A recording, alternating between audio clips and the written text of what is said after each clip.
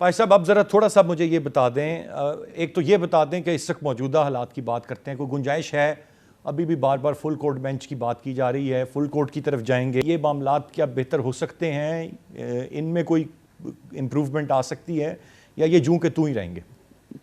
27 جنوری کو میرا الیکشن ہوا اور میں پاکستان بار کونسل کا چیئرمین بنا. جو پہلی پریس کانفرنس کی ویری نیکسٹ ڈے تو ہم نے گرینڈ ڈائیلاگ کا کیا کہ ہم تمام پولیٹیکل پارٹیز کو، پولیٹیکل فورسز کو اپنے plate form Pakistan bar council پہ دعوت دیتے ہیں. یہ غیر جانبدار پلیٹ فارم ہے، وہاں پہ آئیں، بیٹھیں اور صرف 2 نکاتی ایجنڈے پہ بات کریں. نمبر 1 کہ الیکشن کیسے ہونے ہیں، نمبر 2 کہ اس ملک کی اکانومی کو صحیح راستے پہ کس طرح ہم لا سکتے ہیں. لیکن یہ سوری ٹو سے پہلے ایک سائڈ تیار نہیں ہو رہی تھی اور دوسری تیار تھی. دوسری کو تیار کیا تو وہ پہلے والے وہ واپس ہو گئے.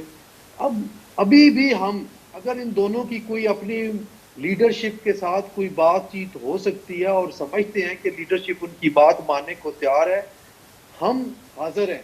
ابھی بھی میں تو بالکل پازیٹیو رہتا ہوں، میری پازیٹیو سوچ ہے. میں یہ کہتا ہوں کہ اب بھی آئیں، بیٹھیں، بات کریں اور مذاکرات کے دروازے کبھی بھی بند نہیں کرنے چاہیے.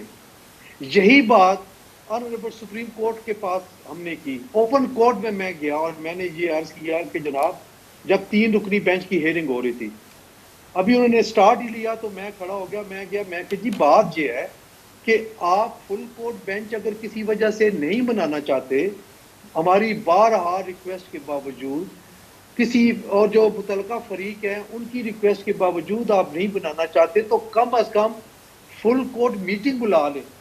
جو آپ کے اپنے تنازعات ہیں وہاں پہ ان کو حل کریں، وہاں پہ کچھ سوچیں. جو باتیں باہر آ رہی ہیں یہ ادارے کے لیے اور ملک کے لیے انتہائی خطرناک ہے.